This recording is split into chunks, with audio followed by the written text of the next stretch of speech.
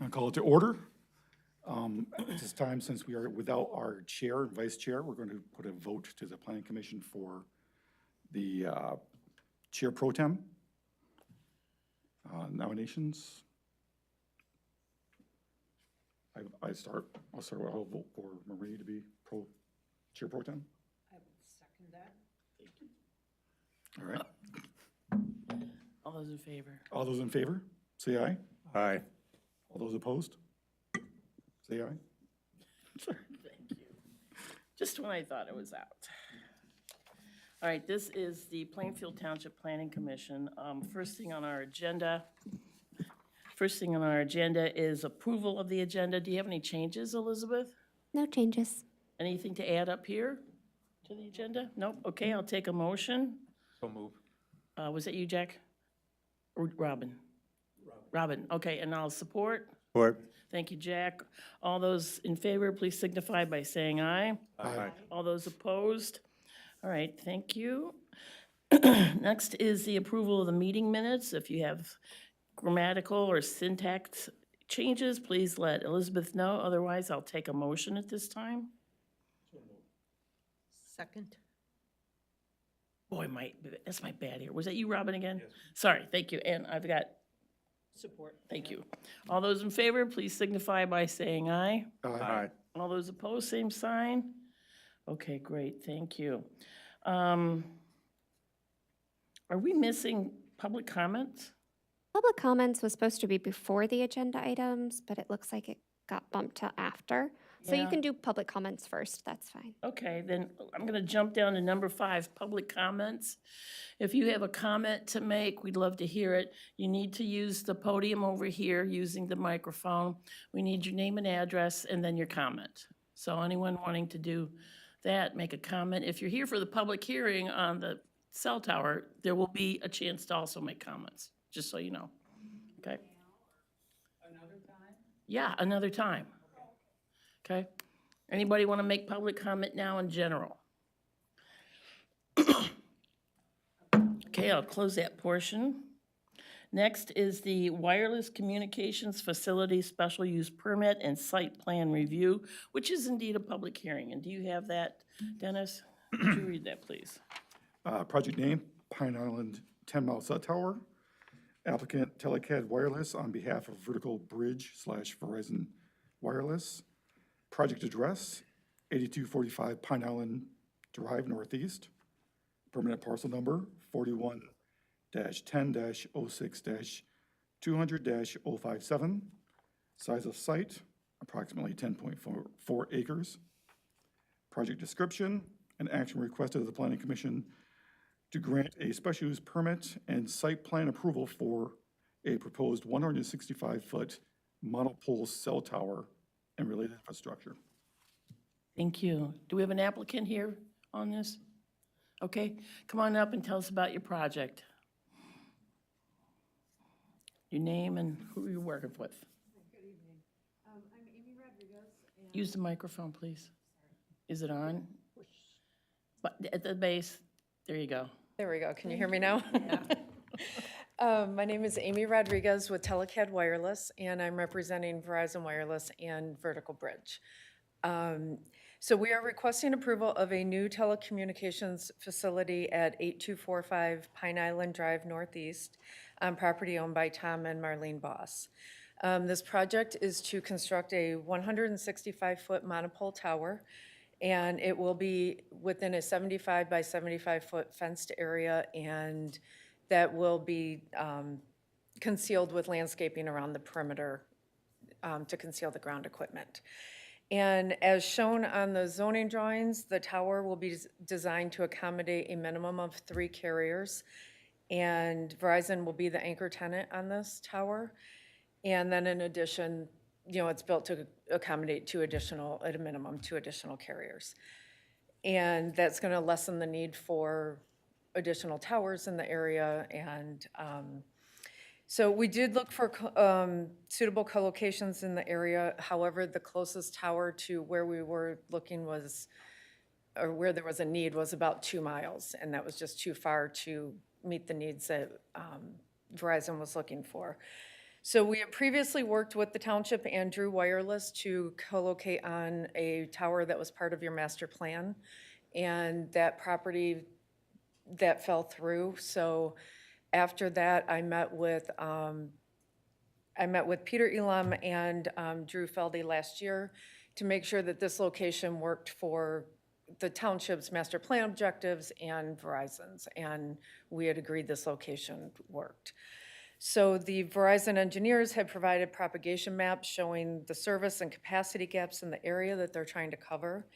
They've also provided a statement explaining their process of identifying these gaps and the need for the tower and that tower height. The tower at this location is going to improve capacity and coverage issues, which, as we all know, everybody's using cell phones now, so that, and 90% of 911 calls are from cell phones, so that becomes important from a safety standpoint. Also, there's multiple wireless devices in everybody's homes now, so it just improves service and helps with, dropped calls on the roads when you're driving. So we've provided all of the information that was requested. I know there were a couple of recommendations in the staff report, and we agree to all of those. So these are all acceptable. The carrier shelters and cabinets always have signs identifying whose equipment that it is. The fence will also have signage showing, who the tower owner is and how to get in contact with them. And let me see what the other ones were. We had provided information from the RF engineers explaining the tower height need.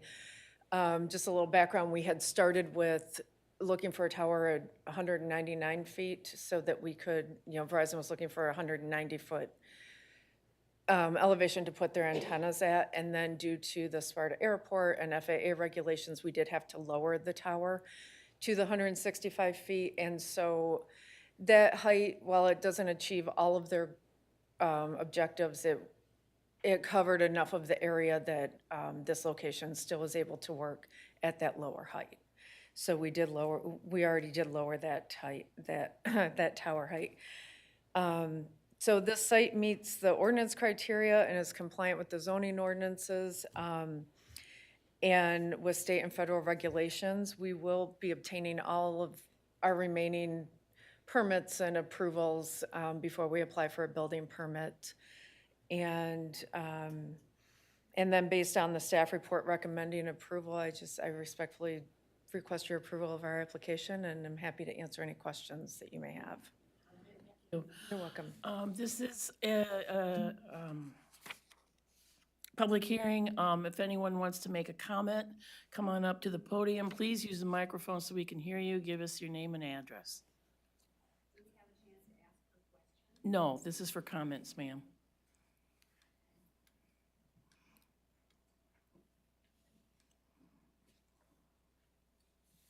I'm Robert Reister, and I own the land right next to them, that's 8325. And I am strongly opposed to having a cell phone tower in my backyard. I don't know if any of you have that, but number one, it's an eyesore. But number two, no matter what you're told, if you really do the research, there is medical research that's shown that there is medical concerns, health concerns being near that. Now, if this was 2 miles away, it wouldn't be such a concern to me. But I already had my land surveyed where I wanted to put my house. And according to this map here, this would be about 300 feet from the tower. Now, it's been shown, and there are all sorts of studies. Matter of fact, they have been removing cell phone towers now when they are close to children's schools. And firehouses that used to hire them, now the firemen's group, they've actually had them removed. So it is coming to sight. It's a new technology. We don't have all the answers. But we have to be concerned with health. And again, I would ask, do you want this in your backyard? Because it would be in mine. So I appreciate your concerns, not just the physical thing of having this there in your backyard, but the health concerns of having the electromagnetic radio frequency radiation, which is the correct term. They don't like you to use that. because it's an emotional term when you hear radiation, but it is radiation. So please consider that in your decision. Thank you. Thank you. Anyone else?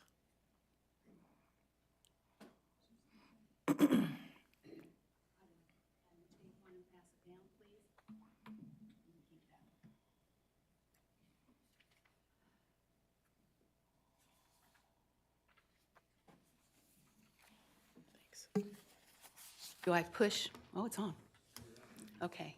I'm Joy Edwards. I live at 8319 Pine Island off of the easement road that is involved in this. Want to pull that close to your mouth so we can hear you. It's important. Thank you. I am Joy Edwards. I live at 8319 Pine Island off the easement, the road that comes off of Pine Island, and it's the easement road you're talking about. I just want to give you some information here. The National Resource Defense Council reported that scientists are now realizing non-ionizing radiation also causes biological effects on all systems of the body in wildlife, including changes in DNA. Radioactive standards have failed to keep up with technologies. Risks based on short-length research contains misstatements, misclassifications, and exclusions affecting the sound research. Risk management, especially for 5G, needs to be studied long-term rather than harm to be established before acting. Cost of a removal of a tower is upwards of $300,000. A 2022 study showed long-term behavioral deficits and health issues on the human brain. Children are more sensitive than adults. Towers pose a long-term threat to a child's right to life, development, or health, and may be an international humane rights violation. Children exposed to phone masts have increased chance of cancer after 3 to 7 years of exposure. Higher occurrences of headaches, tremors, depression symptoms, and sleep disturbances, let alone the other risks that are mentioned on the paper before you. It affects all ages. Documented research stated that radio frequency radiation, RF, causes changes in sperm count and testosterone damages in males. Thyroid hormones and milk production levels affect the hormone profiles in females. A 10-year study found elevated risks of cancer mortality at residence distances of 500 meters or less from cell installations. Malignant tumors were found after 5 years of exposure in people living 400-meter radius of a phone mast. Are all homes 500 or more meters away? It is, if for a visual, that is 5.5 football fields away. Researchers found radiation alters the soil microbes, turning into multiple drug antibiotic resistance, which is an important current threat to public health. So I'm talking about antibiotic resistance in people. We have a plentiful, beautiful wildlife in our area: bluebirds, Baltimore orioles, migratory birds and bees, to name a few. Environmental International reviewed 113 studies and found that the RF radiation had a significant damage to birds, insects, turkey, deer, and plants in 70% of its studies. We do have a wetland where this wildlife will be affected. A 9-year study involved 100 trees, showing damage on the side of the trees facing the antennas. What does that say about the effects on humans facing antennas? In conclusion, along with all of the other listed research-based concerns, cell phone tower radiation cannot be turned off like a cell phone, an iPad, or an internet hotspot. Exposure is non-stop, day and night. And I do have research to back this up if you need it. Any questions? Okay, These are for thank you. comments.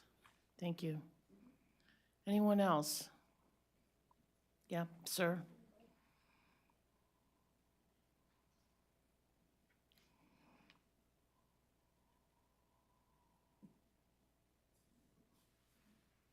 Hi, I'm Doug Edwards, 8315 Pine Island.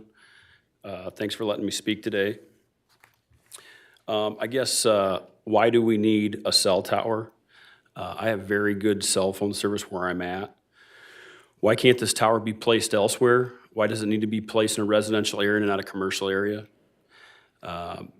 Because a commercial lease would charge more, that's why. So everyone is aware this is going to be erected about 300 yards, 275 meters from my home on a driveway that I share with 4 other neighbors. Plainfield Township, please prove that there's a need for a cell tower. Please share the radio frequency engineer results. And also for the record, I never got the postcard. I don't know how many other Plainfield residents didn't get a notification, or others in a very near area. I know these guys have been working on it for 2 years. In the past 2 summers, I've had to deal with rude cell tower people blocking my driveway. It's like, I don't know who you are, on my private road, and I've got small children. So if something happens to my kids, where I'm on record as to being against it, do I hold my neighbors, the township, or the cell phone company liable? My kids ride bikes to the end of the road and back, and will be directly placed in danger if you allow commercial vehicle access. Also, I was told originally when this came to my attention 2 years back to check the township website and weekly emails, which there wasn't any mention of this until 3 weeks ago via the postcard mailing where the website wasn't even updated with the info. If I need to get signatures from neighbors that are against this, then I can certainly do that, but I would appreciate more time. Cell phone company had 2 years. Again, we had 3 weeks to prepare for this. How will the road be maintained? This isn't a county road. This is a private drive easement that the 5 of us neighbors share. This will shift unwanted maintenance costs on the rest of us. How can a commercial company be permitted to use a shared drive that us residents maintain for residential use as well as ingress and egress?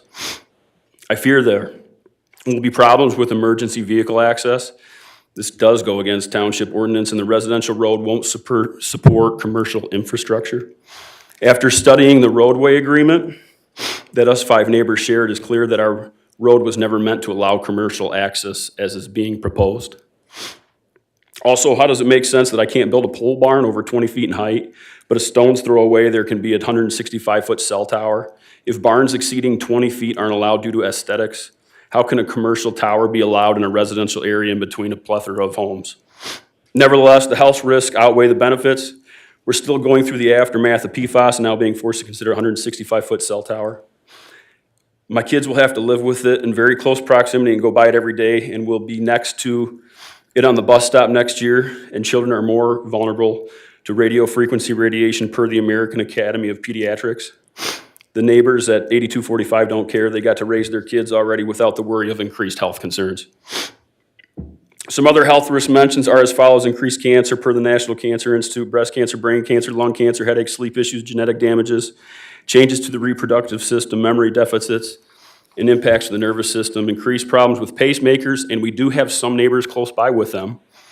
Microwave syndrome is also a common problem, which is fatigue, headaches, dizziness, tingling sensations in the skin, nausea, heart palpitations, to name a few. Cancer in animals. Cell towers are also cited as carcinogens by the World Health Organization. Also, my wife, she's a frontline worker at the hospital and is already exposed to radiation. Now you're going to increase her exposure. A simple search would show that there are more negatives than positives when it comes to cell towers.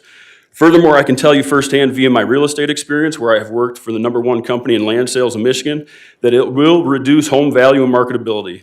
I've been on numerous showings where cell towers in the area have detoured buyers. In fact, it was published that 94% of buyers would have an impacted decision if a cell tower was nearby, and 79% said that they would absolutely not purchase a home if a tower was within a few blocks. The U.S. Department of Housing and Urban Development have published that it could exceed a 20% decrease in value. If this gets approved, will my taxes be reduced? As published on Plainfield Township's website, their zoning ordinance purpose is to, and I quote, promote and protect the public health, safety, and general welfare, prohibit uses, buildings, and structures which are incompatible with the character of development permitted in the zoning districts, protect against hazards in the interest of public health, safety, and general welfare, conserve the taxable value of land, buildings, and structures throughout the township. And lastly, a cell tower was rejected in Ada Township for all the reasons mentioned here. I think Plainfield Township can reject it too. I'm asking to protect the community. I think it's counterproductive to protect us from PFAS and then expose us to another poison. My kids are outside all the time, like they should be, and now they will be exposed to RF radiation as well as stranger danger from commercial workers in their vehicles. You're proposing to allow this commercial company to encroach in our community and on my private easement where 4 of the 5 of us back here are against it. It shouldn't even be up for consideration when a majority of these people who live on our private road that will affect us the most are against it. It's not like we live in northern Michigan. There are plenty of other viable options out there. Outside of the people at 8245, any other person that stands up here today that is in favor of a cell phone tower should be considered as a candidate for the tower to be placed in their backyard. Thank you very much. Else?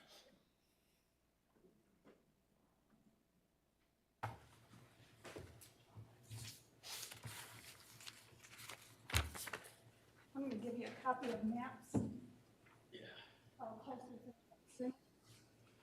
Microphone there, please. Yep, I will. Those are just maps of houses, the distances that they are from the proposed cell tower. To start out with, I have a couple of issues with the application. It says that the proposed property is zoned agriculture. Kent County website says that property is zoned residential approved, 401 on Access Kent. And secondly, I spoke to the fire marshal, or the fire inspector today, and on the proposed plan, it says that, he told me that the access road that has to get back to this proposed cell tower has to have a turnaround, and that the applicant's approved to a Y, because it could be either a Y or a cul-de-sac. There is no Y on this plan. He also said that if the access road is longer than 400 feet, there has to be a passing lane. There is no passing lane on this plan. And I can tell you that that property back there is wet. I live right, if you look at the plan, that pole barn is ours, and there is water, there are natural springs on their property because water flows on our property every spring and floods our land. So let me see, I had another issue with this. Oh, and why is there a proposed silt fence if they don't expect runoff? That silt fence will run right along my property line. So that's it for that.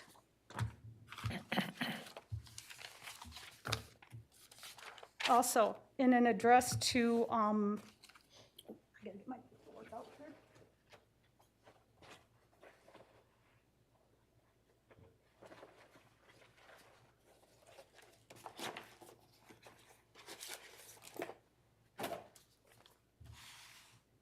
In addressing property values,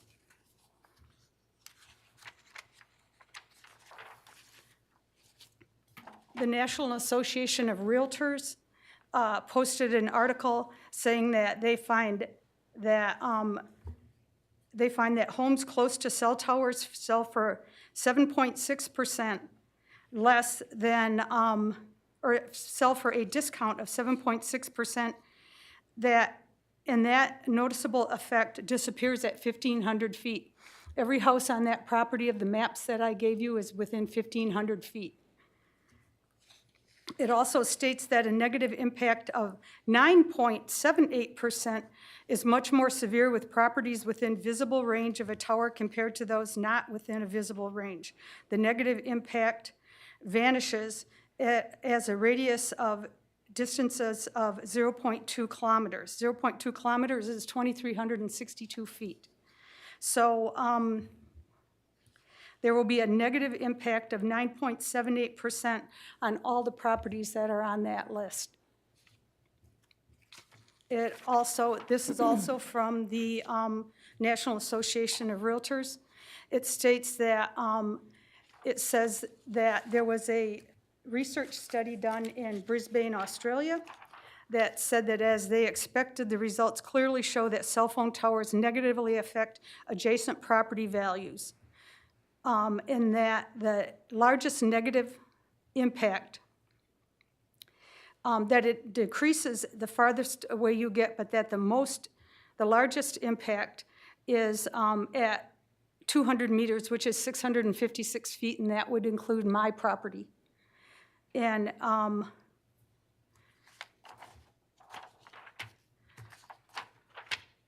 I did a workup of the properties in the area.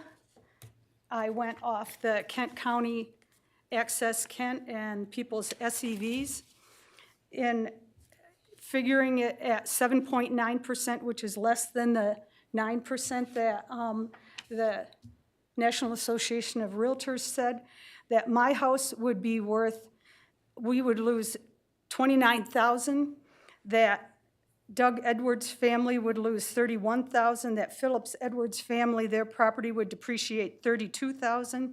Michael Wolfert, I don't know if he's here, his property, he is also on that private drive, his would depreciate $44,000. Robert Reister, his property would depreciate $13,000. Michael Krieger, his property would depreciate $19,000. And Eric and Tammy Downs, who are our neighbors, theirs would depreciate $28,566. And John Fix, who is over on Krupp Drive, his property borders theirs, his would depreciate $27,000. And I would, and even though I know that this is just public comments and I can't ask a question, but how did the cell tower people get to know even about this property? You know, this is a residential property, and how did they even get to know about it? Like, did the bosses approach them, or, I mean, did they just like go around door to door? It's easier to take comments in comment form, so. Okay, so my comment is, I think that they were approached. I think that the cell tower people, there is a large revenue that can be had by somebody that puts a cell tower on their property. And anywhere up to, I've seen estimates anywhere in Michigan from $1,600 to $4,000 a month. Well, they can afford to lose their depreciation on their property because they're going to be getting $48,000 a year in revenue from the cell phone company. The rest of us won't get a dime, and yet we're going to lose revenue. We're going to lose sale. And it says that there was also another article in the Wall Street Journal published in 2018 that said that the installation of cell phone towers in certain areas can bring in tax revenue and improve reception. We don't need improved reception. I live right, my property borders them, and I have zero problem with cell reception. I have had Verizon, and right now I have Spectrum Mobile, and Spectrum Mobile uses Verizon towers, and I have zero problem with cell phone reception. And it says that, but concerns regarding potential health risks and their impact on property values, and this was in the Wall Street Journal, have made people reluctant to live near these towers. The article highlights that in some regions where new towers have been erected, property values have experienced a decline of up to 20%. So that would double all of our. I'm going to give you about 20 seconds to wrap up your comments. I'll take my husband's time. No, there's no time allotted per person. I'm going to give you about 20 more seconds. Oh, I got a whole bunch more. Okay, well, use your time wisely. Okay.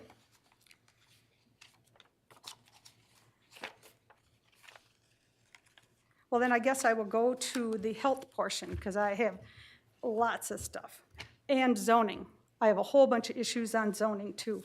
Because it says that in zoning, that the zoning says that facilities, this is section 29.41, facilities shall not be injurious to neighborhoods or otherwise detrimental to the public health, safety, and welfare.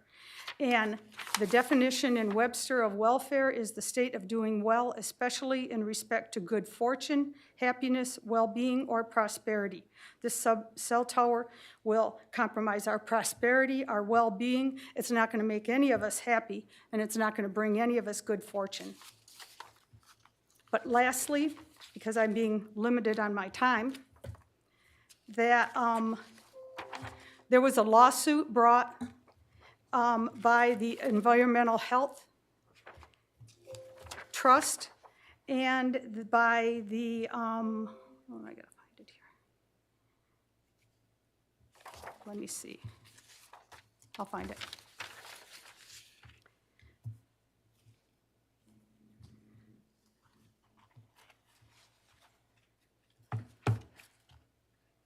Against the FCC, because they said that the FCC has not investigated all the health issues that,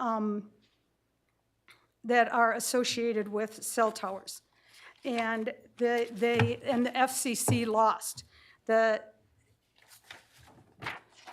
reading was that in April 13th of 21, the court ruled that the FCC's decision in 2019 that its 1996 radio frequency emission guidelines adequately protect the public was capricious and arbitrary and not evidence-based. In violation of the Administrative Procedures Act, the court also found that the analysis provided by the U.S. Federal Drug Administration on which the FCC relied for its decision was also not evidence-based. The court ordered the FCC to provide a reasonable explanation for its decision to retain its testing procedures for determining whether cell phones and other portable electronic devices comply with its guidelines. And I'm going to ask you to conclude here. okay, the FCC is using guidelines that are from 1969.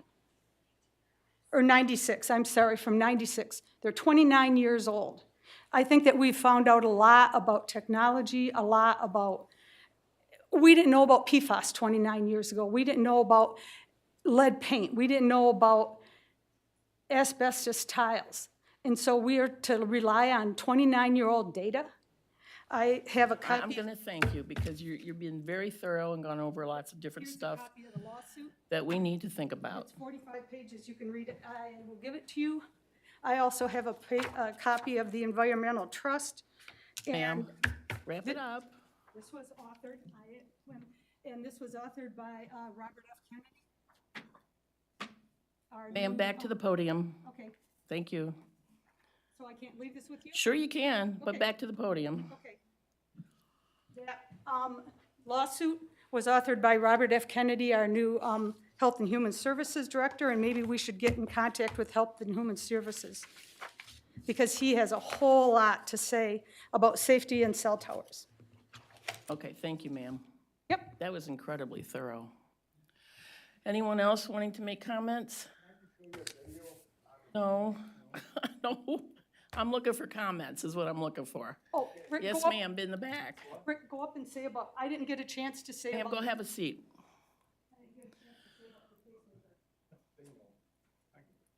Nope, we got people coming. Here we go. Nope, sir, have a seat. No, sir, have a seat. She's on her way up to the podium. You have a seat and wait your turn. I know that. Ma'am, your name, please.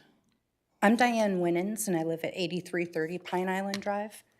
I am going to be 287 yards away from that, literally right across the street from their easement driveway.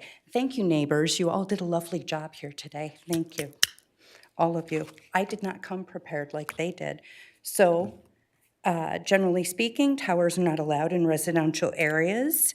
The zoning and for construction in commercial or industrial areas, and this is not that, this is residential. Everything they said, everything they Well, said. ma'am, then you don't need to repeat it. Is there something new you want to bring to our attention? Yeah, I don't want this tower. Okay, Thank you. you're welcome. Anybody else, sir? Was this, you're all set? Okay. You've been up before? No, you haven't, no. No, you looked a little familiar, but. Really? Yeah. Because you've been looking at me sitting there. My name's Philip Edwards. I'm 8319 Pine Island Drive. I've lived in this area, the proposed cell tower, for almost 36 years, over half my life. Built 2 homes, but I guess I won't build a third if you put a tower in, because by the time the devaluation of property takes place, I'll won't work. I moved there because of the wildlife, trees, nature, and just plain country. I like it. Nice residential area in the country, not commercial. If I wanted that, I could have moved to Granville, by a mall, in a commercial area with lots of cell phone towers. And now I've continued to pay taxes in the township for all these years. Now to get something that is environmentally unsafe, that will change wildlife, cause cancer, and be a complete eyesore, to all is pretty unbelievable because a property owner on a shared driveway, it's not their driveway, wants to profit at the expense of all of us. I don't think that shared driveway means shares profits. We do not need anyone else or strangers coming up the shared driveway as they did when planning this cell tower. No logo on the vehicles. We couldn't get any information from them. Didn't want to share anything. Hush, hush. Had to come to the township. We got grandkids walking up, and but when the family wanted the road cleaned, they came to us. One homeowner who could not be here today called me to share his concerns. He's out of town. He's especially upset when he called the township offices and was told in a matter of so many words this was a done deal.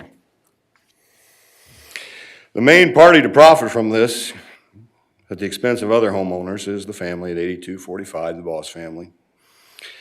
And the nice thing about that is they can pocket this money, but they don't have to be there to see the tower. They don't have to be there for the radiation. They've got a cottage nearby where the rest of us are mainly 100% invested in Plainfield Township. I guess what surprises me even more is with all the issues with PFAS in this township the last few years, one would think there's been a lesson learned not to even attempt a cell tower in a residential area close to so many homes. I hope we're not the low-life area of the township that doesn't matter. And like Mr. Reister said, they are taking some of these down. I was reading online about a cell tower near a school in California that was taken down because of all the cancer cases. And just in the last couple of years, Ada did the correct thing and stopped the cell phone tower from going up near Forest Hill School. So I guess I really can't believe we're having this conversation. I hope Plainfield Township does the correct things they did in Ada.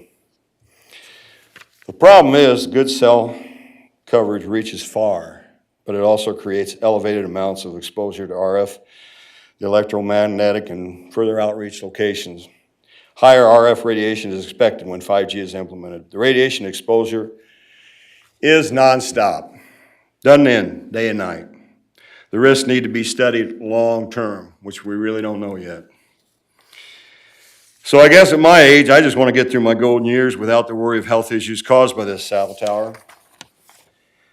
I'm hopeful after living in this township all these years, I've dodged PFAS, and I feel at this point there's many other locations where a tower could be built without being in a residential area. You can put one down behind Meyer, any similar location. So I just appreciate the time today. I think the proper thing to do is shut down this proposal for many of the reasons, just like they did in Ada. Thank you. Anyone else? If you're gonna repeat the same things we've heard, please take, Jeez, oh man, you're already just take pity on us. All I'm anticipating I'm saying gonna- is take pity on us. because I just wanted to finish up some of the stuff my wife was saying. I'm Rick Lefevre. I'm at 8355 Pine Island Drive. I'm right there next to where that access road's going in. That property is very, very wet back there. When they were drilling for the soil sample, it was just nothing but, it was moisture and wet. But what I'm calling to talk to about, my concern, is I have a pacemaker and I have a heart monitor right next to my bed, and the tower is gonna be right there. And if you can assure me that that RF, or whatever it is, will not affect my pacemaker or my heart monitor and won't affect my health, then, but I don't think you can, So I wasn't gonna come up and speak, so I'm not really prepared like Joy was, but I just think it's a terrible, terrible idea. We're gonna sit on our patio and look at a big tower. It's ridiculous. Like they said, there's so many other places that it could be put. So thank you for your time. Not your courtesy. Anyone else?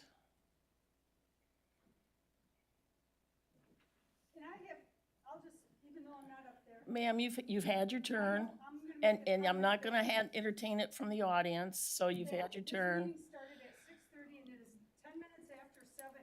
This is a very, very important issue to us. Ma'am, I'm gonna cut you off. We're only given 40 minutes to speak. Yeah, well, no, you had it, you filled us in quite effectively. Okay, good. I am closing the evidentiary, excuse me, the public hearing portion of this. And Elizabeth, can you bring us up to date on whatever comments you may have? Sure. Yeah, so I want to start by saying that the township, like with gravel pits, we are somewhat limited in what we can review on these things. So the FCC is the regulatory body for cell towers, including all things like health, safety, environmental concerns. All of that is regulated by the FCC, and there is a federal law saying that localities cannot consider those things when regulating. So we have to go by things that are more traditionally zoning in our kind of wheelhouse. So things like setbacks, where it is on the property, how far it is from other structures, those sorts of things. So those things are outlined in our zoning ordinance. And this application has met those setback requirements. We also have a consultant that we use for the township because we are not experts in cell towers and figuring out where they're needed, et cetera. So we had him review this proposal in detail. He submitted his memo to you folks and to us. And there is the need for this coverage in this area. He says that suitable property to fill this coverage need, they're few and far between. So he said this was a suitable location to fill this need and that there is a need. So from just the perspective of our zoning ordinance, it does meet those standards. I understand, similar to gravel pits, it's not popular. Nobody really wants these things in their backyards, and I think we can understand that. But we are limited in the scope of what we can regulate here today. So if you have any questions, I'm here. If you have questions that I can't answer, we can, get with our zoning or wireless consultant and figure out those answers, and we'll just go from there.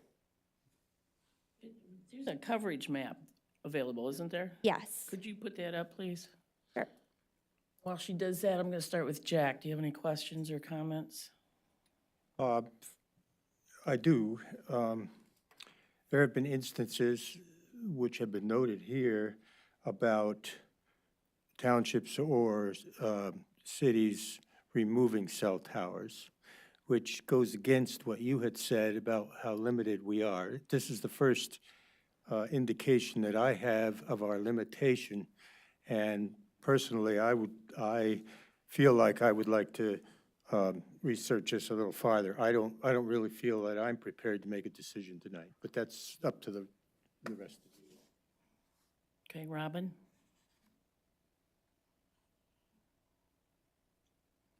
I don't have any questions at this time. I have no comment. Thank you. Any comments? I have just some questions about the road and what the regulations are in terms of a shared road. And I don't know that that can be resolved tonight either, but that would be a question that's outlined for me. Yeah, so we had the same question when they applied, because it's not a public road, it's a private road. And their attorneys have analyzed the language in the private road agreement, and they're representing to us that based on the utility provisions, that they have access to the road. So that's, what we're going on. Their representation that they have legal access, yeah. I think apart from the access, the question of the impact on the road and who pays the costs for that would be my question. Yeah, all of private roads, they have the maintenance and things spelled out in an agreement.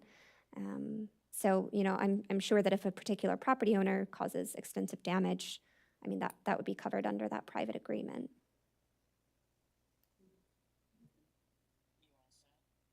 Yes. Are you Yeah. all set? One other question I would have on, would be the visibility, and is there any way to get a sense of the visibility of the tower from the various sides? I mean, it looked like thick vegetation to me. Yeah, it is in a heavily wooded area, but I'm sure part of the tower will be visible to neighbors. Yeah. I think I agree with the other commissioners that there's been a lot of information presented tonight that we need to look into further in order to make an informed decision on all of this. So I'll take a motion at this time. I make a motion, we postpone this till the next meeting. Table it? Is it all right if we table it or postpone it? You're supposed to postpone it until a specific meeting. Okay. So, yeah, that works. Till our next meeting, Yep, that's works. March? Okay. March, yep. I'll take a support on that. Support. Thank you, Robin. All those in favor, please signify by saying aye. Aye. All those opposed, same sign. Okay, it's adjourned. I'm sorry, it's postponed. It's postponed. Next is staff comments on our agenda. Do you have anything, Elizabeth? Oh, actually, nothing from me. So I'll get you more answers on the township's ability to take down towers. I had not heard of that. So I'll do a little more research on that and get that over to you before our next meeting. Okay, thank you. Planning Commissioner comments? I'll start with Jack. I have nothing, Marie, thanks. Robin? Nothing. Dennis? Anything from you? Nothing. My only thought is that for our next meeting where this is considered, that we have maybe Mr. Feldy with us, who can answer a lot of these questions. One thing too, and I don't know if it's appropriate or not, but if this is like a gravel pit, I was wondering if we could have an attorney present. I can definitely consult with our attorney. Yeah, he can draft a memo or something. I'm not sure if he'll be able to be here, but we'll confer with him. Yeah. Okay. All right. Anybody else? Any other comments? One question, Elizabeth. When was the last cell tower approval? I was just thinking that, I mean, it wasn't in my time, so it was at least six years ago. Jack, do you remember? No, I don't remember either. Yeah, it's been a long time. Yeah. I think it's the one that went in here. That's on the township property. Yeah, I think it is. I think so. I believe Yeah, right you're back but there, I yeah. have no idea when that was. Recollection of it. Okay. Anything else? Nope. We're adjourned.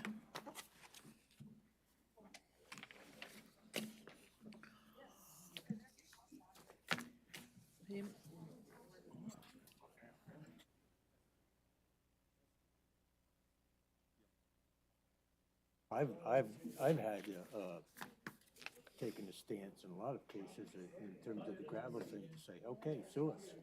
You know, if you